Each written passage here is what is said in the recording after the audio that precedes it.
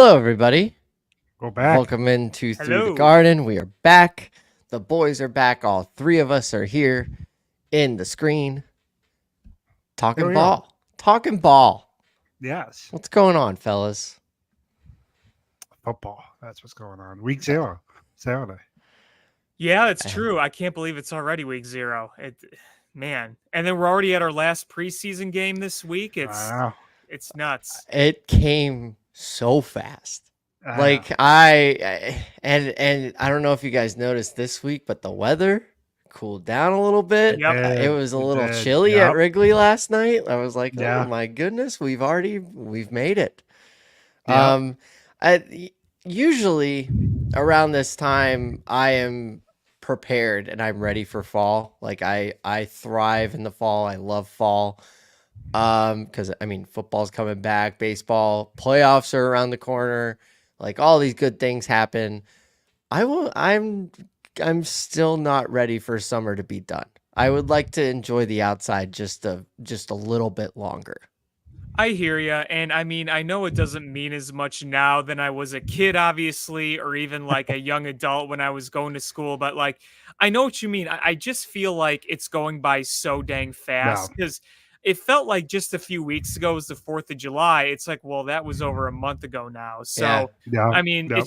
it's just crazy how quickly it goes. And I've been trying to enjoy every single minute of this good weather we've had this past week because it's been pretty picture perfect. Now it's going to get hot again, but we've been pretty spoiled this month, I'd say. It's already August 21st. It's unbelievable. It's already August 21st. It's crazy. It went so fast. Jordan, how are you feeling about the next 18 years of your life starting in January? I know, right? We're already halfway through the pregnancy. But no, we're ready. I was on you off stream. I don't think there's any like playbook. I think you just kind of once she's here, and then we're ready for it. We can't wait. You know, I hear the parenting's super easy, so I'm sure you'll figure it out. Hey, I mean, like we were talking, could you imagine if she comes into the world and the Bears have a playoff game that week, and it's like she may never know what a bad Bears team looked like. That would be what a time, right? And then your dear old dad will be telling you, let me tell you. Exactly. Yeah, back in my day, we couldn't buy a win. Right. Yeah. Let me tell you about that Thursday night game between Tyson Bagent and Bryce Young. Right. Yeah. Oh, don't take me back there. Yo, actually, don't take me back there. I didn't think of starting there, but Tyson Bagent, low key, is winning me over in Hard Knocks. Oh my gosh. Yeah. He's I kind of like I'm thrilled to have him as a backup, but yeah, he's starting to make me think that some teams might kind of want him to start, and he said too, like he has aspirations of his own. So yeah, obviously my number one will be Caleb Williams for the next 50 years. So if he can, he's making me really like him, and as long as he doesn't go to Green Bay, like that would be somebody that I would root for. Well, yeah, it's kind of it's kind of the Matt Flynn effect, right? I mean, Matt Flynn was sitting in Green Bay as a backup for a long time. You got glimpses of him in the preseason, which led to Seattle signing him to a big deal. And then, unfortunately, he busted out. But that's probably what Tyson has to look at is in these limited appearances in the preseason, if those blowouts in the season and he looks good, it's all things that just add to his resume when a team is in need of a quarterback or he reaches free agency. Yeah, for sure. I just think with the Tyson Bagent thing, we can appreciate it. We can like it without being stupid about it. And unfortunately, that's impossible to do in this town. I mean, I feel like you're talking to me. No, I'm not talking to you. I'm talking to the guy on the score that said, well, what do you think is the over-under for when they bring in Tyson Bagent for Caleb Williams because of performance? Was that a caller? It was a caller to Mark Grody. Yeah. Oh, did Groats? Grody always gets a weird one. Did Groats take him out? Yeah, I mean, you could tell from the minute he started talking, Grody was like, oh boy, here we go. Oh, man. Wow. Go listen to it. It's pretty funny. I might have to it on do the that. Radio for me when I was driving home. So I'm like, and I love Grody too because he plays into the bits for a long time. Oh yeah, he lets guys go. He lets guys go for sure. Yes.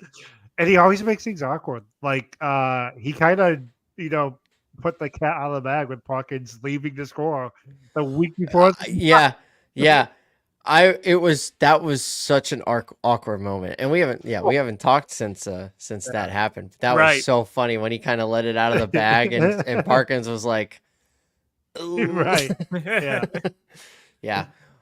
We got a lot to talk about tonight. We'll definitely talk more Bears. We're gonna talk Cubs, and Javi Baez is back in town for the first time on the north side, at least. The White Sox have been mathematically eliminated. They were, and it's not a joke. You're legitimately saying they were metaphorically eliminated very long time ago, but now they are officially eliminated. Maybe we get into some Hawks Bulls stuff. I don't know. We'll figure it out. We got all night. The Cubs are just kicking off here on the Marquee Sports Network. Are you off tomorrow? What are you doing tomorrow? Off tomorrow. Going to Indy. All right. I know. Yeah. Great. I have to go to the office and work tomorrow. So are you sure you're not like sick? Because right. Well, I'm sick, but I have an extra ticket to the game tomorrow. There you go. Yeah, I would, but you want to publicly fake your sickness? Huh? I hear that cough, Alex. Oh, oh boy, that does not sound good at all. Yeah, exactly. That sounds. There's really only bad. one cure, and it's at 1060 West Addison. Is that a cure? Oh, stop it. We'll do that later. What do you want to do? You want to do Bears first? You want to continue our Bears? Yes. Okay. Let's do Bears. Alex, you were excited. What do you want to talk about? Well, I think we have to talk about the preseason game that we just saw at Soldier Field, and it was pretty cool. I was sitting in the south end zone. I woke up at 9:15 Saturday morning, and I said, you know what? I want to see what tickets are like. And I went on SeatGeek, and there was a seat in the south end zone, like midway up, so not all the way in the nosebleeds, so in a pretty good spot for $57. Now, there were $20 of added fees, but still, I'm like, if you add those $20 on top, that's still a much better deal than what you're going to get during the regular season, especially. So I had to take advantage of that. So I ended up going, and being in the south end zone, every big Caleb Williams play was coming in my direction. Right at you, yeah. Right at you. It was special. You probably watched the game on television, and you can hear the roar of the crowd right on television. And I watched the replay of that game and everything. But I'll tell you what they captured on television did not do justice to how it actually sounded in real life. Good. I'm just going to say that. Good. That's awesome now. Yeah, I mean, here's the thing: when Bears fans have something to be excited about, they're there in droves. Like they'll be out there. So I'm glad you had a great experience. I'm glad the action was right in front of your face. That's awesome. Yeah. Yes. And I did post on YouTube. I took a video of that touchdown, the Caleb Williams run. So I posted that on YouTube from my seat. So. Yeah, I mean, I had to film when he got into the red zone. I'm like, something's going to happen here. Because I also got the footage of that throw to Roma Dunze where he was out of bounds. But, what I didn't get was the throw downfield to Roma Dunze or the throw downfield to Tyler Scott. I didn't get any of those, but I got what was in the red zone. That bomb to Tyler Scott. On the money, too. I mean, if that didn't get feeling all feels, my goodness. Well, it's something I was going to tweet when it happened. If we look at past Bears quarterbacks, even though it was a pass interference, normally past Bears quarterbacks don't get that call because the ball isn't on the money to the wide receiver. It's an uncatchable pass it's thrown. So even that little improvement of Williams being able to consistently dot the ball to his receiver downfield on a pass interference call is going to make a difference from what we've seen in the past. Yeah. Let's incorporate this in a little bit to Hard Knocks because we saw kind of the on the field action of that game on Hard Knocks. I thought that was extremely insightful. Yeah, the bomb to Scott and then him upset. And then I forget who came and told him, it was like, hey, you got the flag. And he was like, I know, but I didn't want the flag. I wanted the touchdown. That's so awesome. Yeah. Like he's competitive, and they talked about it. They showed a little bit of the interview with the Barstool Part of My Take boys on Hard Knocks. I went back and I actually listened to the full thing today with Part of My Take, and they talked about him like, is it a cockiness or is it just confidence? He was like, I just want to be good. Like I'm not trying to be cocky. I'm just trying to be a good quarterback. And I don't know. He's saying all the right things, and he's already got me eating out of the palm of his hand. Like he's got a bunch of us eating out of the palm of his hand. Like he's done such a good job of winning over the people that were like, oh, well, you got to keep Justin Fields, you know? And for a long time, I was in that camp, you know, like I'm not going to shy away from it. Once Justin Fields was traded, I was like, okay, now I'm ready to move on. But yeah, he's saying all the right things. He's doing all the right things. To play on the field looks incredible. This is stuff that we have, like, especially us in our lifetime, we have never seen this before, ever. No. And I will say, you know, obviously we'll see how everything translates in the regular season, but there is the point to be made, you know, to your point, Tommy, where you haven't seen any glaring red flags yet, whether it's on the field or personal. Now, on the field, there's a difference between red flags and growing pains. There's going to be a lot of those, but I think everybody's ready for it too. Yes. It's expected. Yeah. This is a rookie quarterback. Yes, he's coming into a very good team. And somebody the other day, you'll forgive me, I watch a million things in a day, but I don't remember who said it, but he was like, this team did not deserve the number 1 pick, and they got it. So this team, this is a good team that he's coming into, but that doesn't mean that he's going to be able to take this team to an undefeated Super Bowl. You know, it doesn't even necessarily mean that he's going to take him to a division title. Like, let's let him. He is saying this goes back to him saying all the right things and doing all the right things.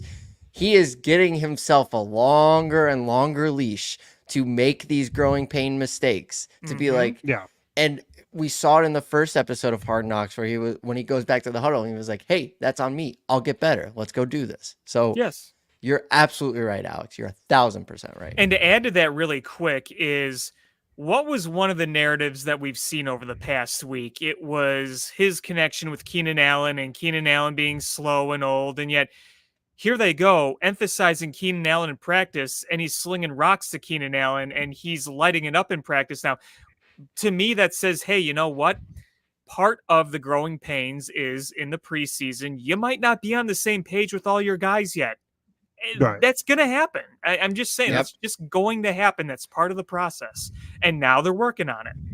Yeah. He's played less than 2 quarters of football. Yes. Yeah. I do want to go back to Hard Knocks because for as great as the ending was to the first half of Saturday's game, the beginning certainly looked choppy. Hard Knocks, though, did give us some insight behind why, or part of the reason why it looked choppy, and that's because the mic between Caleb and Shaden Waldron wasn't acting up. What was cool about that is Caleb is in his second NFL game. His mic's going out at home. He's not really worried. Like, yeah, you could tell he was annoyed that the mic was out, but in the huddle, he didn't panic. He's like, all right, we just got to make work with what we have. And that little detail, to have that poise when something is going wrong, was so cool to see, because it's such a stark difference from what we saw with Mitch when he had to say, we have to turn the TVs off at Hallis Hall. It's like, okay, we don't have that weirdness going on with our quarterback anymore. Yeah. No, you said it perfectly too, that it wasn't a panic thing. It wasn't a craziness thing. It was just annoying to him. Yeah. And I think that speaks volumes of where he is. Yep. Caleb, claws up, baby. Anybody? I think Alex is warming up to it. Yeah. I do want to say, though, I think last night's episode of Hard Knocks was probably the best of the 3 so far. By far. Yeah, partially because it also gave us that insight into the Bears' attempt to get Matthew Judon. Because when it first popped up, I'm like, that's probably just the Bears checking tires, seeing if they can. But no, from what it sounded like last week, there was a point in time where the Bears legitimately thought they were going to be getting Matthew Judon. We saw Jeff King go to Matt Eberflus. Eberflus was like, hey, is this happening? Jeff King was like, I think so. Ryan Poles was talking to Ted Cruz. He was like, yeah, just get the market, get the promotion, get the press ready. We're about to do this. It was really cool to see that insight in terms of how that trade worked. But I wrote out today, it's cool that Poles has checks in place. Yes. Judon didn't want to sign an extension with the Bears, so the Bears ultimately didn't do the deal, which was key. And his interview in Hard Knocks was even more important. He's like, why would we give up a third round pick for someone who's not going to be with us past next year? I thought, yes, because the issue with Matthew Judon on the surface is this season isn't the Bears season where they have to put all their chips in the middle. So right, yeah. I was glad to see that check by Poles. Be like, all right, he's not going to sign an extension. Let's let Atlanta go ahead and make that trade. Yeah, exactly. And you remember the Montez Sweat trade last year? They had that extension almost immediately after they traded for him. So it shows you right there, hey, they were going to get him, and their plan was for him to be long term. They weren't going to get him unless he was going to be here long term. Right. So, it gives you a little perspective on that. So this is all interesting too, because they were talking about this today. I saw a couple places today where they were talking about, okay, the Judon thing didn't work out for the Bears. Hassan Reddick still hasn't showed up for the Jets, and the Jets have no signs of doing a contract extension with him at all. Looks like a terrible trade on their end right now. If the Bears are on the market for somebody like that, do you think that they're in the same situation of, like, they were talking to Judon about an extension and stuff? You think that there's possibly something behind the scenes going on there? Like, because the Jets and Reddick couldn't seem further apart from things. I do think the Judon and Reddick situations are a little bit different. They're definitely different because Judon yeah. Yeah, Judon wasn't as disgruntled as Reddick was with the Eagles, and now presumably is with the Jets. I would have concern on that front because from what it sounds like on reports, Reddick is looking to almost reset the market for defensive ends. I don't think the extension that the Bears were going to do with Judon was going to be one that resets the market. I don't think the Bears are going to want to trade for Reddick, not offer him something that he wants, and then boom, they're in the exact same situation that the Jets are currently in. Yeah, so maybe maybe this has already happened where they've kind of kicked the tires and see what Reddick is kind of trying to demand, and then they're like, okay, well, it's not our problem. Yeah, I mean, you almost, from mere due diligence, you at least make the phone call, see what the situation is. Oh yeah, 1,000%. Yeah. I don't. Defense looks good, and the comment that Caleb made too about how practice is harder than the games. Yeah, that was interesting. How did you not love that? Yep. Wow. Good time to be a Bears fan. Yeah, and Austin Booker is all kinds of impressive. He may be my favorite. He may be my favorite thing to watch. Honestly, like the game against the Bills was incredible. He looked good. Granted, I mean, he's going against second, third strings, but he looked great. He did pretty good Saturday too. Big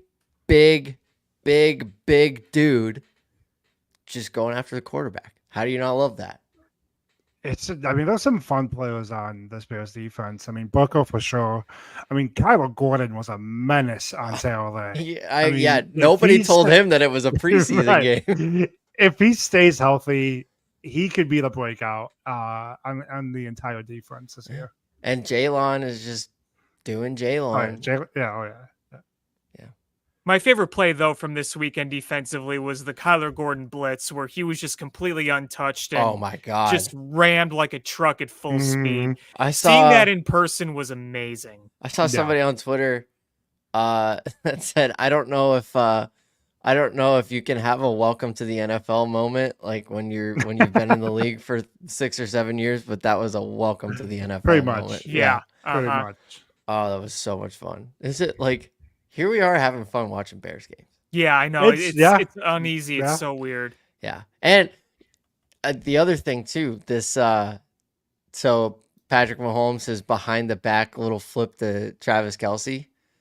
I saw that. I was like, well, that's cool. Like, I didn't even care. Like, the thought of we could have had Patrick Mahomes never crossed my mind. Oh yeah. Because like now I am just fully in on Caleb. yeah. Like, Caleb is doing things I've never seen before. So if Patrick Mahomes wants to throw it between his legs or do whatever, like, okay, great. Like, have at it. I got Caleb. I'm all right. Well, yeah. I mean, And I'm not saying that Caleb is better than Patrick Mahomes. I'm just saying that I'm okay. No, well, that's the thing. I mean, when you have a quarterback, you're not worried about what the other quarterbacks are doing. Like the past few years, Buffalo, the only time they're worried about Patrick Mahomes is when they're playing them in the playoff game. Right. Other than that, they're not worried about Patrick Mahomes. Cincinnati, they're not worried about Josh Allen. They're not worried about Patrick Mahomes because they have Joe Burrow. If you have one, you're not worried about what the others are doing. Yeah. Yep. If you have one, you don't care. Yeah. Guys.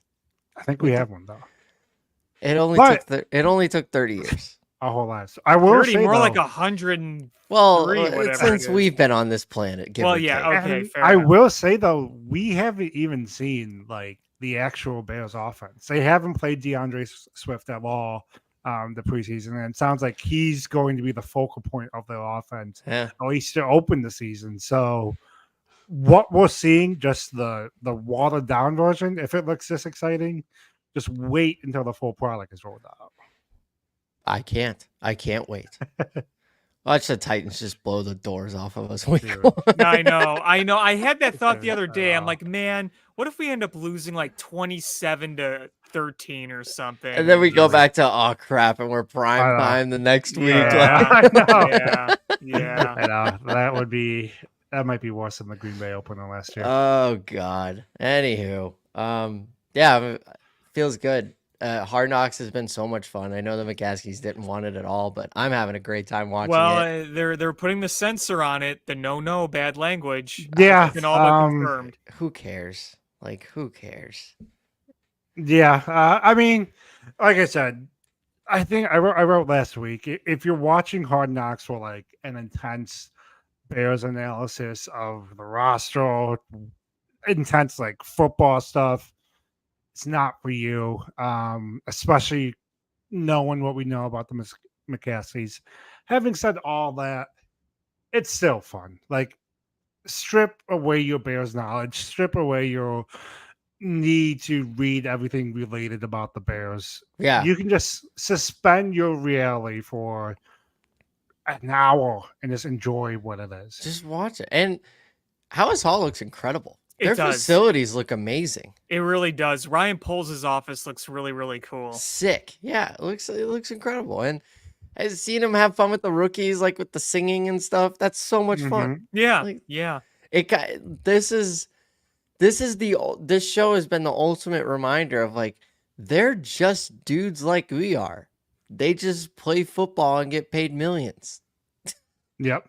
Just like us, except much richer. I know. So much richer. It is kind of funny though, that, like, Caleb was like signing bonus 25 million, and the guy last night, the quarterback whose name I can't remember, his Austin Reed. yeah, Austin Reed was like signing bonus 5K. 5K. Slight difference. Just small, minuscule difference. Anyways, yeah, I think next week we'll do a hard preview again for the Bears. I think so. Yeah. Maybe see if we're feeling any different about the season or our records or anything. I think we had them 10-7, right? I think we went 9-8 actually. I think it was 9 and 8. 9 and 8. I I'm think we feeling had them 10 at now. 9. I think I'm feeling 10 now. Okay, all right. Well, next week we'll talk about where we're getting that Yeah. extra win. So there we go. We got the last preseason game on Thursday, You know what? and then we We're get a beating week. Green Bay. What? I said it. We're beating Green Bay. Which one? The home game. Soldier Field. So week 11. Yeah. Okay. I said it. Yeah. Okay. Hope is a dangerous thing. It Hope is. can make a man go insane. Watch hearing the good- backups just torch the Chiefs backups this week, and we jump up to like 13 wins. No, God, yeah, Undefeated. because there are no starters playing in this game tomorrow. So Undefeated. Undefeated, yeah. All right, yeah, we'll get back into it next week. Put away our Bears caps for now. Yeah, and now to the negative. It's not negative, okay? Look what It's not good. I've decided something, boys. What fun is it if you just have a bad attitude about it? You know, go to the ballpark, grab a hot dog, grab a drink, like have a good time. Enjoy the baseball. I sat through a 1-0 loss the other day. Mad. Wait, you were there? I was there too. Yeah, my On dad, Sunday? my brother, and I. Yeah. You should have texted me. I told you in the chat. Wait. Did you? Wait. I did. I thought I did. I don't think Maybe you I did. What forgot. stark differences from you two describing your experience? Tommy's like, I'm having fun. Okay, Alex is all like, right. So I let's. All sat right, going no. through a 1-0 loss. I'm not happy. all right. Tell me about your experience with the 1-0 loss. It was agonizing. It was Okay. absolutely agonizing. I was frustrated the entire time. And you were with your brother and your dad. Yes. Okay. And I've seen nothing but losses this year. I haven't get it. seen a single win. I get it. Oh wait, you haven't? Not I haven't one? seen no. They've Dang. all been losses. You haven't sung the song yet. Sang the song? No, I haven't. I'm on like a 4 or 5 game losing streak, and they haven't scored more than 2 runs in any of those games. Oh, One of the games I went to was the Albert Alzolay blown save against the freaking Marlins. Then I saw them lose a dud game on Ryan Sandberg night, and then I saw them lose this game Sunday. Yeah, losing on Ryan Sandberg night was tough. That was yeah. That was tough. Okay, so you were where were you guys sitting? First base side, first level, section 224, I want to say. Okay. All right. Now talk to me about the conversations that you were having like with your dad and your brother. Like what dive into it a little bit.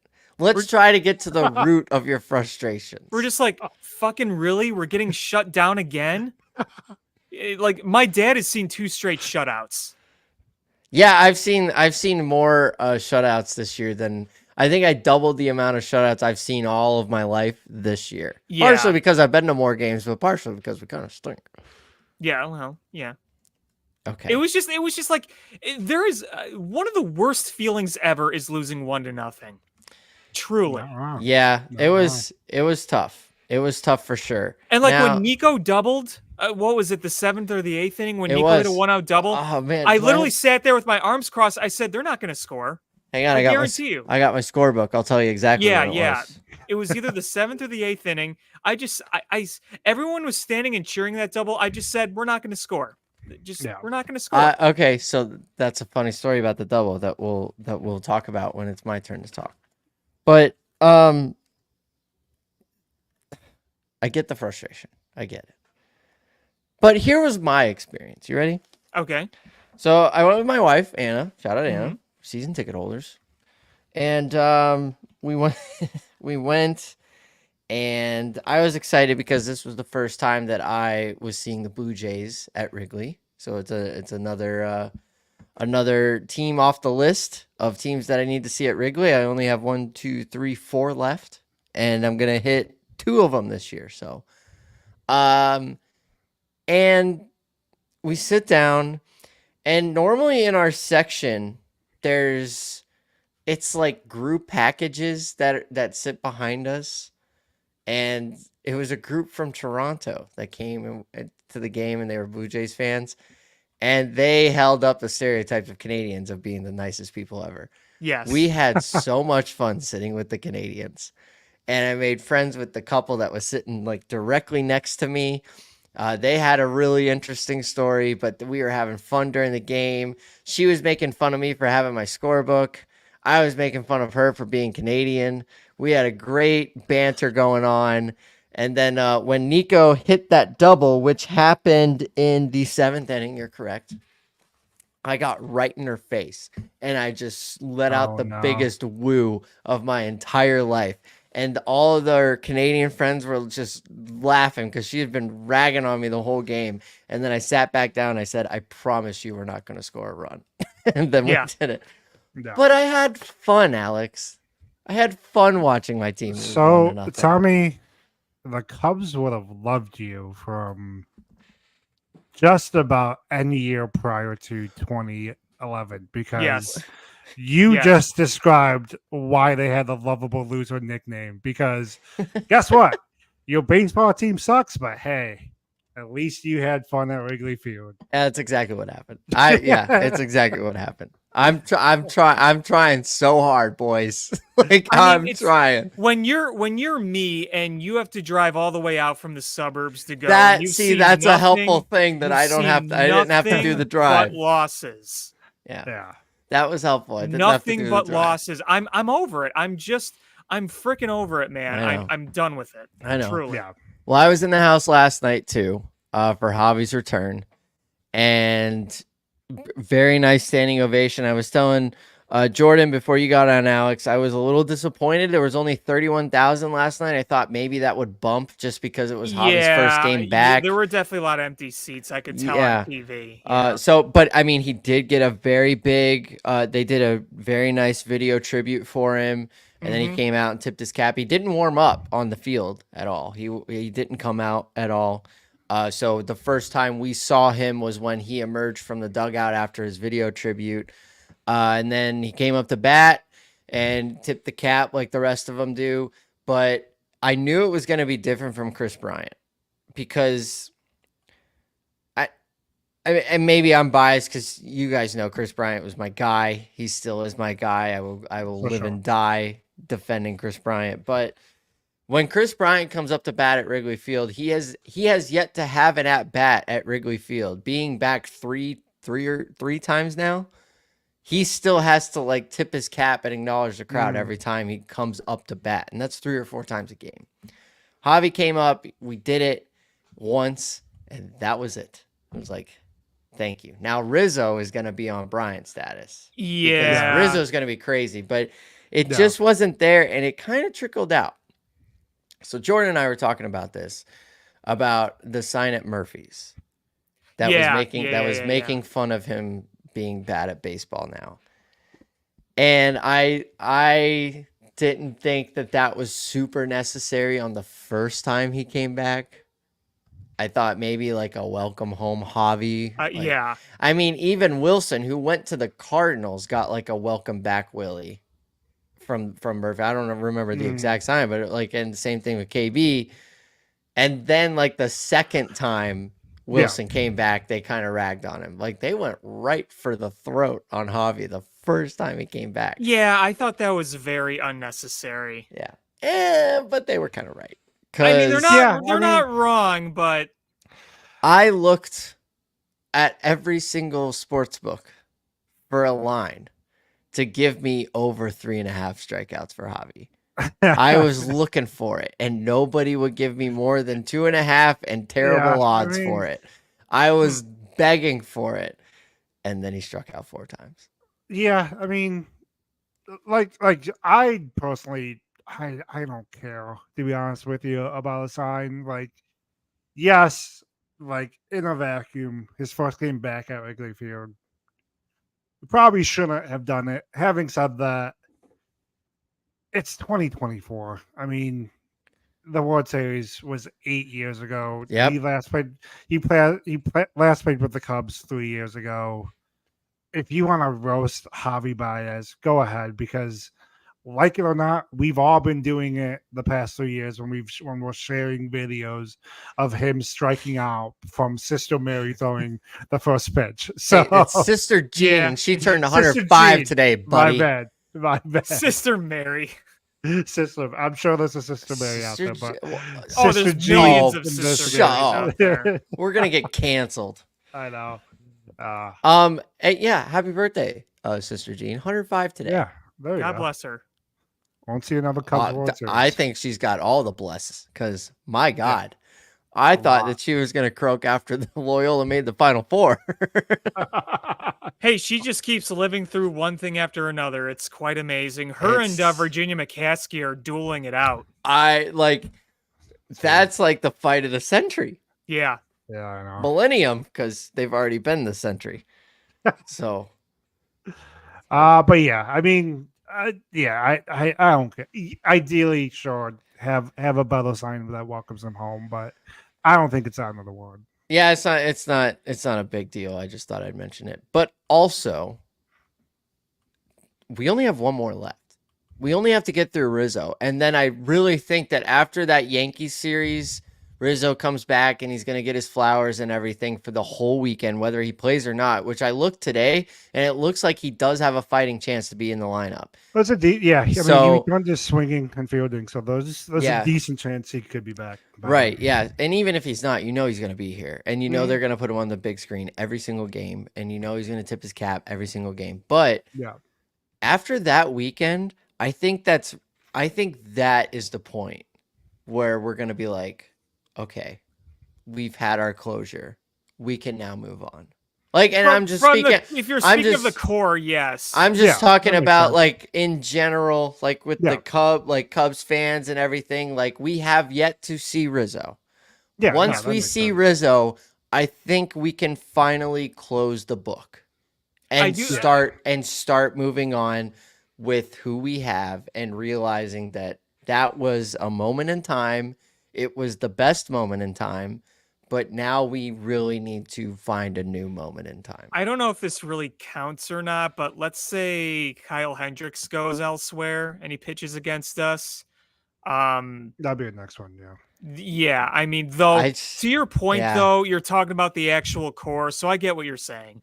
But at this Yeah. point, it would not be a trade, right? It wouldn't be Right. not on our yeah, terms. no. It would be Right. No, it would be Kyle signing.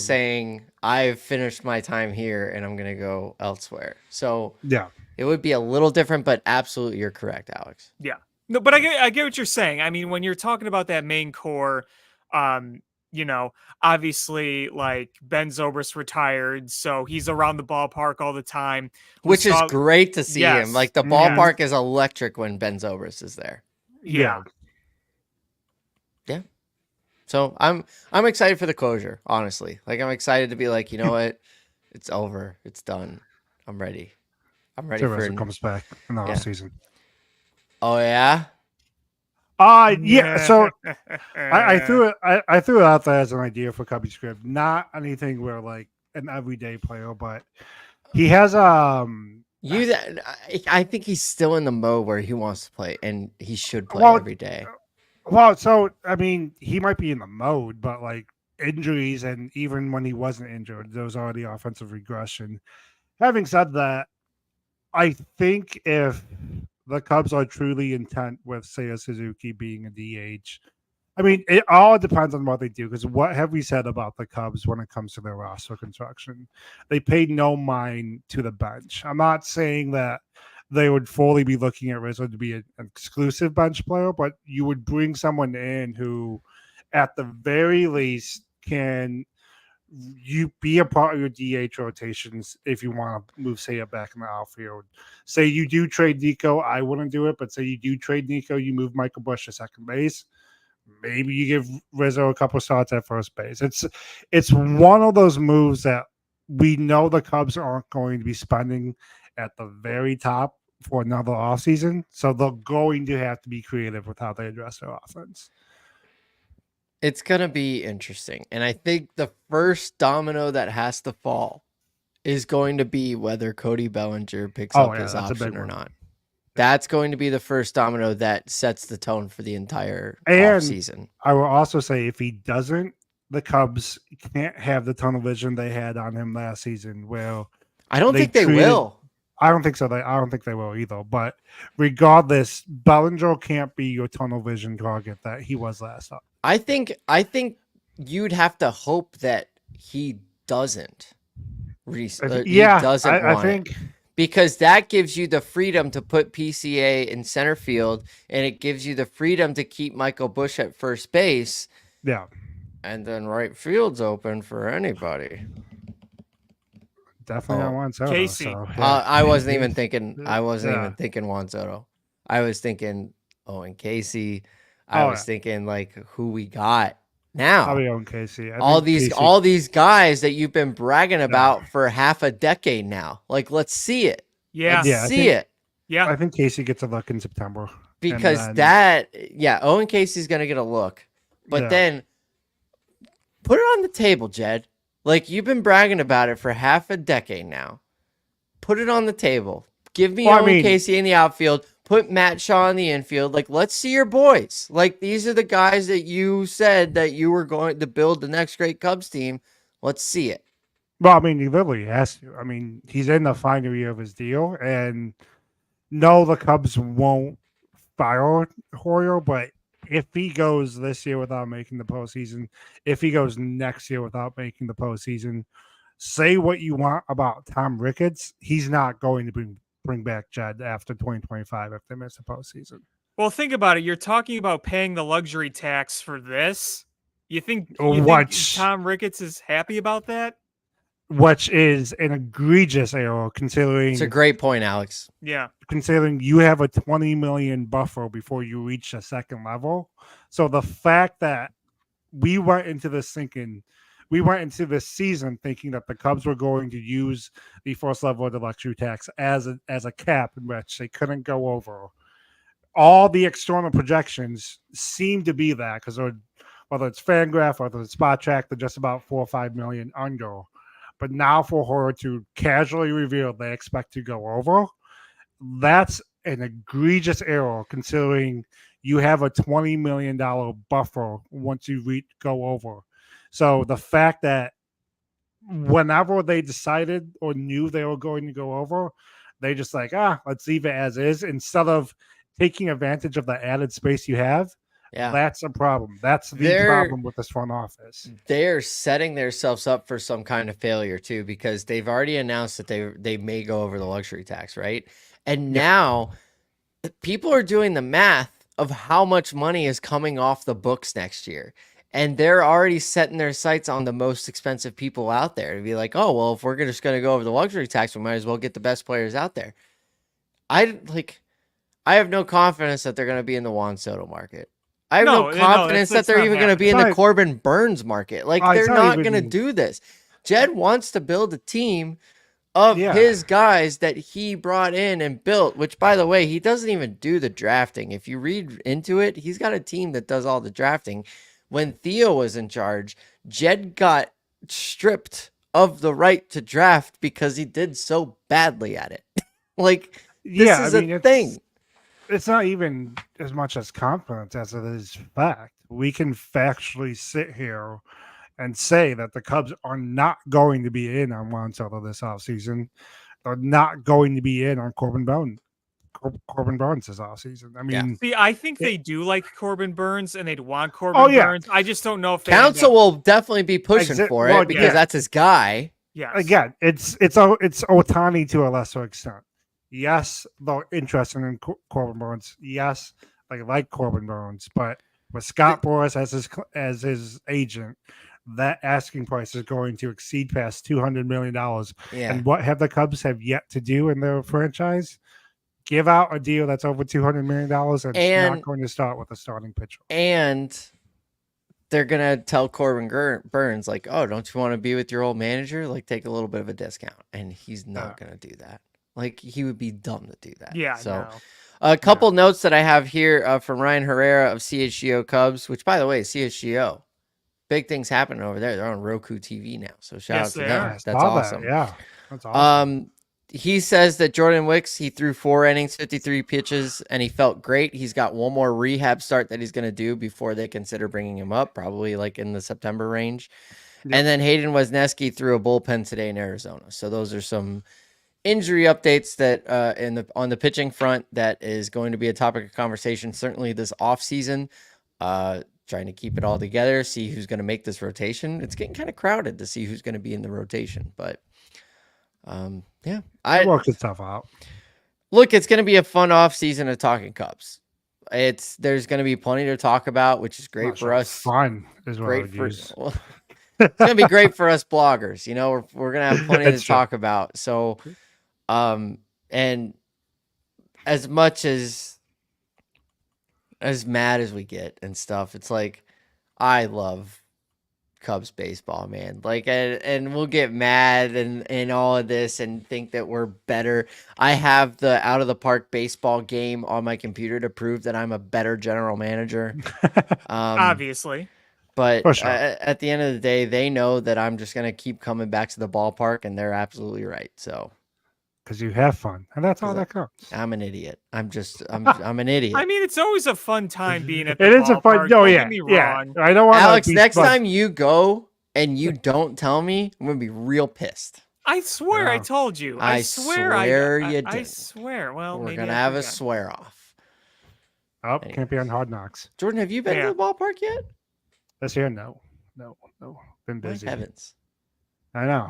I was like, honestly, we were planning on going to a couple, but then we just got sidetracked with some of the other stuff on our someone's to-do list. And then I just got annoyed after June. I was like, I am not going from the burbs to Chicago to watch this team. That's fair. That's fair. Yeah, because I would have gone to a lot. I usually go to like 5 to 10 games. I've been to 3. I'm kind of done with it this year. Like my brother and I were going to go to the Yankees series. I said, let's do something else. No. And I've never said that in my life. There's something about this team that just really irks me. I got to tell you. Yeah, I've seen, I have surpassed my record. In 2019, I went to 25 games at Wrigley. Okay. And I went 16-9. This year, obviously, the season tickets has helped. I've been to 34, and I am 17-17. Exactly. Just like the team. You're just right in the middle. Just right in the middle. There. So, yeah, but, whatever. At least we're not the White Sox, right? Yeah. They are playing harder with Grady Sizemore. Yeah, I mean, they are. Yeah, I mean, I guess, yeah. Yeah, I mean, that's all we could really say. I mean, I honestly, when they fired, what's his face? Pedro Grifol. Yeah. When they fired him, I was like, the Cubs are about to just get the brakes beat off of them. And then Hector Neris, which, by the way, congrats to us. I know. No longer have to watch out those ninth. When we took a 3-run lead, or was it 2? A 2-run lead. It was 5 to 2. Yeah, 5-2. Yeah. Whenever we took, I'm talking about last night. When we took the lead last night, it was like 3-1. I tweeted out, I was like, Hector Neris isn't here to ruin it. Like, we did it, guys. Well, I hope you guys are prepared, because come October, we're going to be watching a Phillies postseason game. Oh, my God. And he's just going to come out and just be lights out in the 6th or 7th. Whichever team he joins, I will adamantly root against. He's going to be lights out. Like, I just know, because that's baseball for you. That's variance in baseball for you. Who is your most hated Chicago Cub of all time? Most hated? Probably Milton Bradley. That's fair. Yeah. That was a tough one. Yeah, I mean, Milton Bradley is probably the logical choice. When he first came, and like the season he came, I got his Cubs baseball card. I was like, oh my God, this is incredible. And then it happened. You know what's That's actually the perfect way to describe the signing. You know what's funny is go back and look at his numbers as a Cub that season. They weren't terrible, but they were disappointing in terms of what we expected, and he was just such a piece of crap that it felt like a negative WAR player. When Kids, the year was 2009. That was another team I really did not like. Yeah. Derek Lee was really good that year, but they won 97 games a year before. And trying to find his WAR for that year. He batted 257 and he had 12 home runs in 124 games. Plus. What was the OPS plus? 100. So right around league average. The year prior, though, he was phenomenal. Well, that's why they signed him. Yeah, he had a .3 WAR. Yeah, he was an all-star in 2008 with Texas. Yeah. I'm not saying he was great, but I'm not like I looked at the numbers recently. I'm like, it's not as bad as I remember, but still not good. Yeah, I mean, Yeah. I thought, yeah, I mean, And we offensively, paid I him thought he $7 million for that. yeah, I mean, offensively, I thought he was You know what's wild though? far worse than he actually was. After that, he signed for 2 years in Seattle for $24 million. Like, what was Seattle thinking? That sounds like something Seattle would do. This is He the was, team and that's he made was the worse. postseason what? He was worse with Seattle than he was with the Cubs. He batted Very 205 much. in 2010 and 218 in 2011. Didn't he get into a massive fight and get suspended? I mean, the answer is Yeah. probably yes, but He in 2 seasons he only played 101 games with Yeah. Seattle. that's so. not good. That's not good. Yeah. Anyways, that's a great pick, Milton Battery. I'm just trying to think if there was anybody else. Oh, Sergio Mitre. Disgusting. Ooh, Yeah, great that's a name. good one. Oh, Yeah. That's a deep cut right there. Yeah, that's a deep cut. he was an awful pitcher and an even worse person. Because That's a I don't know deep if you cut. guys know about that whole thing. No. Sergio Mitre. Be warned when you look it up. I'm not even kidding. Oh no. Can you elaborate? Like, Hey, I don't even. softly. I can't. Like, if you look it up right now, you'll understand why I can't. Okay. Oh, I don't want to. I don't want to look it up. We'll do I it know. later. Yeah. I know. I do it It's, later. yeah, I mean, it's not like Esteban Loaiza, who's like a drug mule or something. It's worse. Oh, no. Anyways, Hector Neris was right up there for me. Yeah. Every time he came into the game, it never went the way it was supposed to go. Oh, no. And Give yes, up he Kevin led the Dragic team in fans. saves and all of this stuff, but I think You he had played with fire every I think he time. had 3 clean innings in like 40 something appearances. I mean, and let's be honest, he led the team in saves because a broken clock is right twice a day. I mean, eventually, Exactly. eventually he has to, from counts are just continually going to him. He's eventually going to. That was Sad, it was sad. so annoying on Twitter when people were like, "Oh, he leads the team in saves. His ERA is coming down. He's looking good." I was like, "Tell me No. you're not watching the Cubs Yeah, without no, telling me it you're was not watching not. the Cubs," because I wanted to just. And the thing is, I listened to Jameson Tyone on the radio and Nico Horner on the radio and Craig Counsell on the radio, all like talking about how great Hector Neris was in the clubhouse and how he took the rookies and the young guys under his wing to like show them how relievers prepare for games and stuff. And luckily, that's all the instruction he gave them because they would go out and they would get their outs. And then Hector Neris would come into the game and there's 6 base runners and 30 pitches thrown and nobody's out. Oh my God. Anyways, he's out of my life. I know. Yeah, I mean, he seemed like a good teammate, a good guy. Just didn't, Just didn't work out. Didn't work out. I mean, the guy's had a good career as a reliever. I still think he was misused. I don't think he was ever meant to be. Well, that's what Speegs kind of touched on yesterday. I was listening to what are they calling now? Afternoons on the Score. Score afternoons. He said that he was kind of asking around and reading into things, and he said that it's very possible that because there's been so much success with others in the bullpen, that it was brought up that Hector Neris might be coming into the game earlier rather than the 9th inning, and Hector didn't want anything to do with that, so that's why they cut him, because he wanted to be the closer or nothing. How do you care? Well, to be fair, I would also choose nothing, so credit to the Cubs. Yeah, same. But I wonder if that was just tied to his vesting option. But yeah, he had 14 more appearances before we owed him $9 million. He wasn't a bad guy. His signing just didn't work out. And it just sucks because of how many times Counsell went to him. But yeah, like you said, he's no longer here, but watch him pitch meaningful outs in the postseason. Stop it. You stop it right now. It's gonna happen. I refuse. He had a point he had a 0.3 WAR this year. I know. And he's gonna have a 0.3 ERA with the Phillies in the postseason. Oy vey.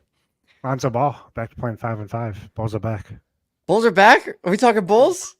Lonzo Ball. I'm going to be honest. I don't want to talk Bulls. I'm not ready. I'm not ready. We need the Bears to be. By the way, also while we've been talking and having a good time, the Cubs are down 4-0 right now. I don't know how it happened, but the Cubs are down 4. Jameson Taillon gave up 2 homers, one to Riley Green, one to some guy batting 143, and their hitting is atrocious again. Shout out my Aunt Kathy. She's a Tigers fan. She was very excited that Riley Green is back, and I'm also kind of a distant Riley Green fan. I think he's a good ball player. I do too. Yeah. I kind of like the Tigers as a whole, so I think they have the best uniforms in baseball. Yeah, that English, the best uniforms in baseball. And the way that the Grays, like, they use the orange as an accent, but they don't throw it in your face. Yes. Perfect. No. Those are the best road jerseys in baseball. I'm giving them a pass for the City Connects because I hate City Connect altogether, and I wish it didn't exist. Yeah. So they get a pass for that. But literally, they only wear their whites at home and grays on the road outside of that. And I just think that's the way baseball should be played. Yeah, the great uniforms. I totally agree. Always love the aesthetic of that. Best uniforms in baseball. Yeah. Also, I have the White Sox ranked higher than the Cubs for the uniforms in baseball. Oh, easily. Yeah. True story. The script Chicago is incredible. That is good. That is good. I like it on the Bulls too. The script Chicago. Oh yeah, I wish they wore that more often on the road. I don't know why they don't. Yeah, I don't get it. I don't like the red one that says Bulls across the front. I wish it had the Chicago script. Yes. Obviously the Bulls are like a big enough brand to like they know, like everybody knows where the Bulls are from. They're the only team that has never changed their logo. It's always been the same logo. So I like the script Chicago. Yeah. Yeah. Same. And the black ones are sick. So nice. Black uniforms are sick. On the road. I don't like them at home. Yeah. Whites at home. Speaking of which, eventually the Bears have to bring back the white on white on the road. I need that. I'd be okay with that. I need that combination again. The orange helmets suck. Yeah, so bad. They're so bad. Why do we do this? They should have done the white out before. They should have done like a polar bear thing before the Vikings did theirs. Yeah. Agreed. The Packers ones suck. They also look That's bad, terrible. Yeah. That looks terrible. Yeah. Are they going to wear green in Brazil? I think so. I think it was over. I think that whole stuff was over dramatized when it came out. Oh. It would be a shame if they didn't let him back in the country. It'd be a shame if they just It'd be a shame if the Packers just were stuck in Brazil for the whole year. That'd suck. You get to play in the jungles. No, like they're stuck and they're just stuck there for forever. Season's forfeit. They can't come back. Darn. No one will miss him. I wouldn't. No. Alex, you want to talk wrestling? People put arms around each other. Not looking good for our tribal chief right now. It's fine. He's fine. Not looking good. He has to get Davis back. Fine. It'll be fine. It's fine.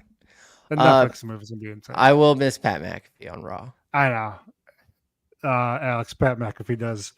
Oh yeah, he does wrestling in the summers, but with college football back, he did his last episode on Monday. I know he. I know he kind of was involved in that stuff. So.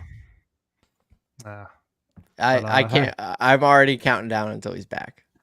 Oh man, that first Netflix show is gonna be insane. If you think, oh my god, yeah, that's gonna be incredible. Yeah. Alex, if you think like the Pat McAfee show is there's a lot going on. watch him on a wrestling broadcast. There's a lot going on. He's so funny. He's on the commentating, but he's a fan in the stands. Oh yeah. like there's like with Dom, he's like, "You dirty son of a bitch!" Like he gets into it, yeah. Like he perfectly encapsulates the emotions that we're all feeling. Oh my god, yeah. The last pay-per-view at SummerSlam, like he was talking about Dom. He was like, "He's a piece of." And then Michael Cole was just like, "You might as well just finish it." He was like, "He's a piece of shit, Michael." It was like. Yeah, that first show on Netflix with him coming back. Oh, it's gonna be electric. that first Raw on Netflix could shape up to be probably one of the best wrestling shows if we have Cena potentially. Roman Reigns has been on some of the Raw on Netflix advertising. Maybe we get a appearance from the final boss, The Rock. Oh, yeah. Yeah. Oh, great time to jump on board now. Oh yeah, when they come to Chicago after the Netflix change, we're going. We're going. Yeah. Alex, you're going. Like, you have no choice. Okay. He's not even paying attention. He doesn't even care. No, I'm can I ask you guys a question? Oh, please. Sure. I got all night. Same. Did you know Johnny Cueto was on the Angels? He's still playing. I did. I thought they DFA'd him. I did just recently though. I had no idea. I saw a picture of him in the Angels uniform. I was like, oh hey, how about that? Did you see Joey Votto retired today? I did, yes. Yeah. I did. So he never played for the Blue Jays. No, he never actually suited up for the big league team. He was in the minors the whole time. That I knew.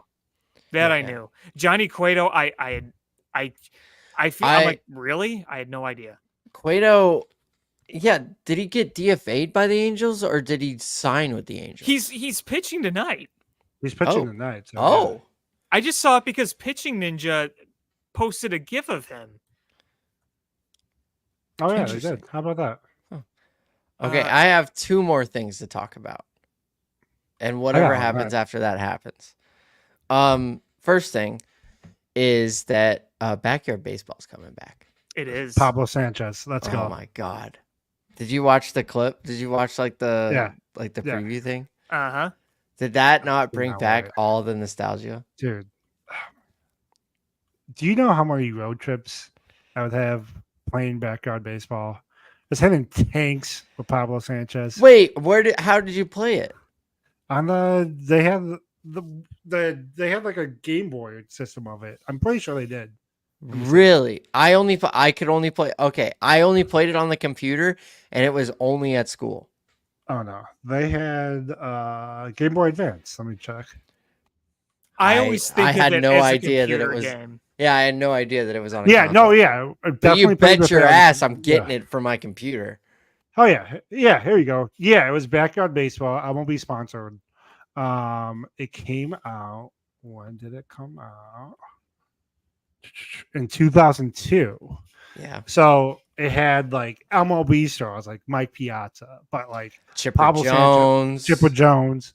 Pablo was also in the game though, and that game saved me on so many road trips. Pablo raked. Yeah. Let's see if we can find the roster for that. Anyways, so that is something that I wanted to talk about. But then also, I wanted to talk about the fact that, here we go. Here's the roster. Cal Ripken Jr., Nomar Garcia. Yep. Derek Jeter, Jose Canseco with the Devil Rays. Vladdy with the Expos, Frank Thomas, Juan Gonzalez, Carlos Beltran with the Royals, Jason Giambi with the A's, Pudge with the Rangers, A-Rod with the Mariners, Chipper, Alex Gonzalez, Mike Piazza, Kirk Schilling with the Phillies, Sammy, Griffey, Barry Larkin. Oh my God, this game ruled. This game was so good. Ruled. So good. Brings back a lot of good memories. Yeah. So I'm definitely getting it. And they better have a retro version of the old version because I want to play with these guys. I don't want to play with these jamokes. Well, that's what everybody wants. Let's be real. Because most people are buying it because of nostalgia, because they played it. Oh, yeah. 1,000%. Okay, the other thing that I wanted to bring up is, so my wife is a Steelers fan, and I'm a Bears fan. We live in Chicago. We don't get every Steelers broadcast, so we have to do the NFL Sunday Ticket. Right. I have signed up for NFL Sunday Ticket, whatever. Not happy about how much I pay for it, but everybody's through the not Apple. Store? Not Apple, no. I was about to say. No, actually, I did a bundle. I switched from DirecTV, which was charging me $108 a month, and I went to YouTube TV, which is $72.99, but then you just pay the $20 extra for Marquee, and I'm saving money. But then I did a Sunday Ticket bundle package. I got in for less money than it actually is, so I'm going to do the same thing next year where I unsubscribe and then resubscribe with the discount. Anywho, revolutionary change to Sunday Ticket this year. Last year was YouTube's first year of doing it, and they had the multi-box where you could watch up to 4 games at one time. Sundays were great. Yeah. Yes, it was great. However, they decided what the 4 boxes were. Mm-hmm. Well, guess what? This year, you can make your own quad box with NFL Sunday Ticket. I cannot wait. I am already scouting the games in the weeks and trying to decide who's going to get the what. If we have plans planned with me on a Sunday, consider them broken unless you're in this room with me, because all I want to do is watch football. And Saturdays too. Like, I don't think anybody understands that this is a job, okay? This is a job, watching football, and it takes Saturday and Sunday all day to get the job done. Yeah. It's a job. Thoughts? No, I'm right there with you. It was funny. Kendra was scheduling a maternity photo shoot, and we're going at she already knew it couldn't be a Sunday. Like, well, it absolutely would not be a Sunday. And then she was going through Saturdays, and then she was like, what? Wait, let me just find the exact dates. Oh no. She's like, oh, what about September 28th at 5:30? And as you guys know, I'm a huge Alabama fan. And the moment she said that, I'm like, absolutely not. She's like, why? I'm like, we're playing number 1 Georgia that night at 6. Oh, yeah, you can't. Yeah. I'm like, wait, on the 28th? Yeah.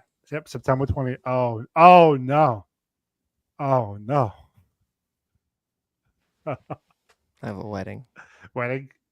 Fun fact, that will actually be just 2 days short of our 1-year anniversary. So, oh, look at that. Yeah. So when she said that, I was like, well, it's not going to be that day. So I think we did the 5th. Alabama has I think an FCS school or something. I wish you didn't tell me that. Sorry. There's another wedding that we're going to, and my wife's one of her coworkers, and she told me the date, and I immediately went to the college schedule. I was like, "You have to." I was like, this is an all right one. No, I'm okay with this one. It was Michigan State's playing a nobody, and then I think the best game is. I don't even remember what the best game is, but I was like, I can watch that on my phone. We're good. And that's honestly, I'm good with any game that they're not playing against another SEC team. You have me, but if it's an SEC game, I'm not going. And the worst is when I got to start balancing the schedule for college football, NFL, and Blackhawks, and Bulls, and college basketball. It's yeah. I'm not too worried about the Bulls interfering. As I would say, this year we could probably Bulls are at the very bottom. I'm excited to watch the Blackhawks this year. Oh, me too. Blackhawks will be fun. No, yeah, Blackhawks are gonna be fun. Yeah, me too. It's gonna be fun, and I think I am gonna go to the Wrigley game on New Year's Eve. That'll be fun. Yeah, I'm debating. I got to see what my friends want to do. I want to see what I want to do. So that's a maybe for me. Okay. Well, talk to me offline if you are leaning yes but can't decide. Okay. Because you can park up by me, and then we can go hang out before the game, and then we can go to the game, and then we can hang out after. It's New Year's Eve, so you can hang out in the city. You can crash on our couch if you want to. There you go. Yeah, I just one of the decisions I have to make is I usually host a party on New Year's Eve, so we'll see. I'll keep you in the loop. We'll see. Okay. Have your people call my people. Yes. I will. I'll let my agent call your agent, and they'll pass along the notes. Publicist. I have a publicist. Okay. Good to know. Oy vey. All right. Anything else, boys? I think that covered it. Next week. Yeah. All right. So next week we're gonna reevaluate the Chicago Bears. Undefeated.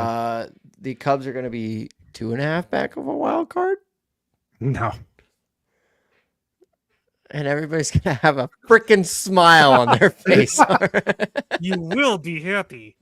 Right. All right. Please follow us on the Twitters. Please watch us on the YouTubes. And We'll do it again next week. Yeah. Okay, bye. Cool.